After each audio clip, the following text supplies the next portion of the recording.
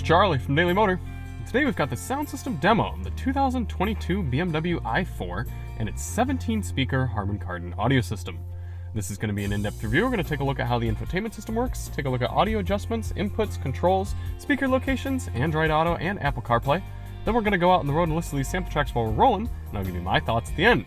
If you don't care about any of that stuff at the beginning, you just want to hear the music, click ahead in the video. We've got chapters to get you right to the tunes. And if you're tired of hearing these same tracks week in and week out, sign up to become a Daily Motor member. I already shot a members only sound test on this car, so tracks requested by viewers like you, people who support the channel. So if you do want to join and check those out, check the link in the description. Before we get started, let's hop out and take a look at it. I really like this car. This is a cool, bold new step for BMW, kind of doing an electric vehicle and making it pretty similar to their existing vehicles. It doesn't look all too different from a 4 Series Grand Coupe, but it drives really cool, especially in this M50i spec. It's really, really fast, really fun to drive, and pretty darn peaceful as well, being electric. So if you do want to see more on this M50i i4, check the link in the description. We've got a DM test drive and probably some range testing as well. Now, we always do these tests with lossless, uncompressed WAV files on a USB stick that's plugged directly into the system, and high-quality Roland binaural microphones in both of my ears, giving you the most realistic audio system demo on YouTube. We also do the test with the sound settings set to their factory defaults, so let's take a look at those now. A newer iDrive infotainment system here for BMW. Admittedly, I don't like it quite as much as previous iDrive, but there's something to be said for familiarity, and I did really, really like iDrive as it was, so I recognize that maybe with more vehicles with the system and more time with it, I'll like it a little bit more. There's just a learning curve. Things are in different places, and there's a lot going on. But overall, it's really still quite good. You can still use the touchscreen as you see, or use the rotary knob, which is not changed. I appreciate that. Let's go over here to our media screen. Come up and go to sound. Starting off at the top, you've got Logic 7 Surround with different intensities. So let's turn that on and off and then adjust the intensity.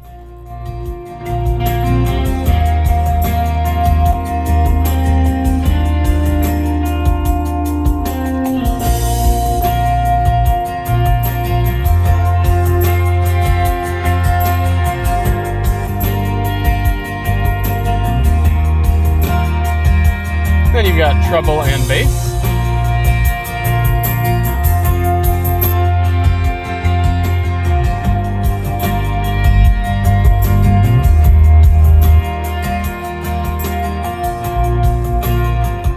Below that, you've got front, rear, left, right, fader, and balance. And what I really like in BMW systems is this 9-band equalizer. 1, 2, 3, 4, 5, 6, yep, 7, 8, 9. So if bass and treble are not enough for you, you can actually go in here and fine-tune your audio exactly how you want it. And I think that's really key because, yes, we test at stock EQ. That's because that's how the sound engineers intended the system to sound. But your preferences can change from different types of music. It could change different day to day based on weather, based on the stuffiness in your head, your mood, anything. A lot of things can change how you prefer to hear music. And I think for a high quality audio system like this, you really ought to have a big equalizer like this to be able to really fine tune your music. I appreciate that BMW does that. For audio controls in the i4, you've got a nice volume knob right where it should be. Feels good, easy to use. Also got volume on the right side of the wheel. For track selection, you've got back and forth right here, and you could use the rotary knob if you're on the right screen. You can also use the touch screen, obviously, and you can use the back and forth buttons here or this rotary knob. A lot of different ways to adjust tracks. Audio inputs in the i4. You have your standard FM, but no AM radio. At least I was not able to find it. You go up here to media and then over to audio source. It just shows FM radio, and then Sirius XM, no AM. You do have wireless Apple CarPlay and Android Auto support. Bluetooth, obviously, for streaming that way. A news podcast built in. You also have Spotify support built right in. And that is it. So what does that mean you're missing? Well, there's no 3.5mm auxiliary input jack. Like I said, there's no AM radio. There is actually USB-C in here and then USB-A right there, so I didn't mention those, but there's both of those. So Not the end of the world to be missing AM and an auxiliary input jack, but some people, you know, they might have a favorite AM news station that they can't listen to in here, so keep that in mind. Speaker locations. Now, some places on the internet say this is a 16 speaker system, other places say 17, and I've counted 17. So let's go through and I'll show you. You've got door woofer 1, door mid-range 2, tweeter up there, 3, 4, 5 in the center, kind of a mid-range and tweeter combo, 6, 7, 8 over there. Then we come into the back and you've got 9, 10, tweeter mid-range there, 11, 12. Back here, 13, 14, 15, 16, up there in the C-pillars. And then, opening this up, something kind of new for BMW Harman Kardon systems, 17 big ol' subwoofer right there. And as much as I like the BMW underseat subwoofers, that rear one does a better job at really creating rumbly, big, powerful bass. Apple CarPlay and Android Auto demos. Let's do CarPlay first. Right here, see it's already up. Look at that, taking up the whole screen, looks really nice. Good resolution. Swipe over, nice and easy to touch, or you can use the rotary knob. Let's go to, I'll show you Waze. Refresh rate, looking nice. There's YouTube Music coming up, very large. As everything loads up, and then you can kind of see, go through your music there. And let's go over to settings. There we are. How about Android Auto? I've been spending about the last 5 minutes trying to get this to connect to my Android Auto device. I've never had this much trouble with a car, so just keep that in mind that, again, new system, having some issues. Alright, I'm not going to be able to show you guys Android Auto right now, I guess. I'm going to have to let the car sit or something. I've tried deleting it from this phone. I've tried turning the car off and back on and coming back to it. It's really messed up. So anyway, let's get out on the road and listen to some of these sample tracks while we're rolling. I'll try to get Android Auto working some other time.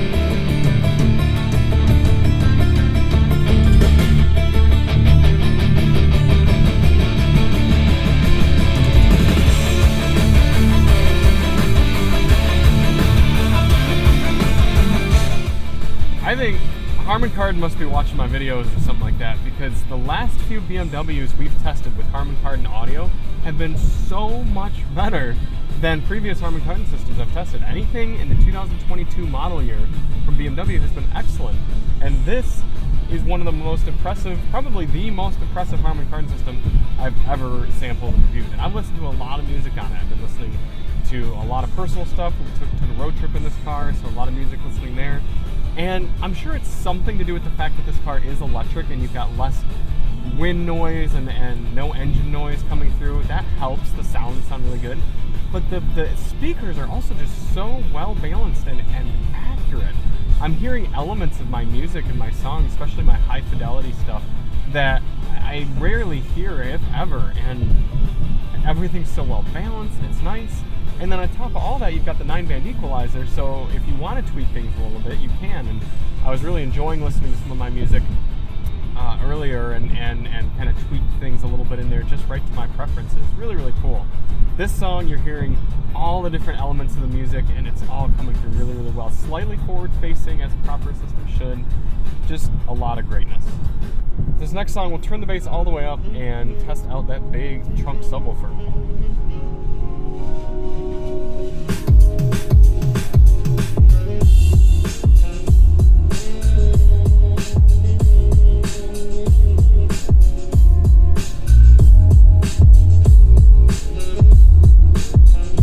That's really strong. We've got door shakeage, mirror shakeage. It's maybe not the heaviest bass I've ever tested, but it's very, very tight still. No distortion.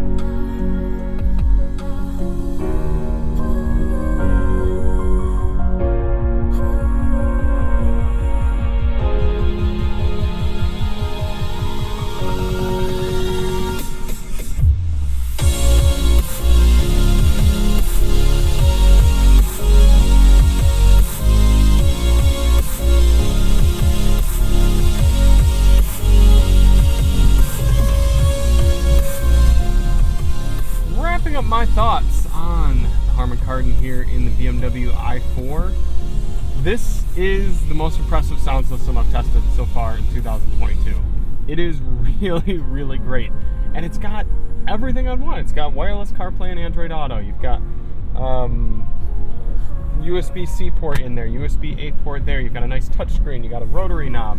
You've got excellent sound. You've got great crisp high ends, a good, well-balanced mid. You've got powerful lows. You've got a surround that you can turn on and off. You've got a 9-band equalizer. What more could you ask for, really? Yeah, it doesn't have the stupid gimmicky stuff like the resonators in the seats, the exciters that the iX has, but that's just a gimmick that doesn't actually make the music sound better. So this is getting an S tier rating. I went back and forth on it a lot. I'm like, is it just a really good A? no, I think it deserves S tier. It's really that good, and I think it's the first S tier BMW I've had. I can't remember. We haven't tested a 7 Series yet, but I'm pretty sure the Bowers and Wilkins in the M5 was a very high A tier. I don't know. I don't think I gave that S off to double check, go back, but yeah, really, really impressive. Kudos Harman and BMW. I've been very happy listening to this, and yeah, just enjoy. We have a members only sound test if you want to hear more on this. I'll put the link in the description of that, and we'll see you on the next one. I'm Charlie from Daily Motor, and as always, drive on.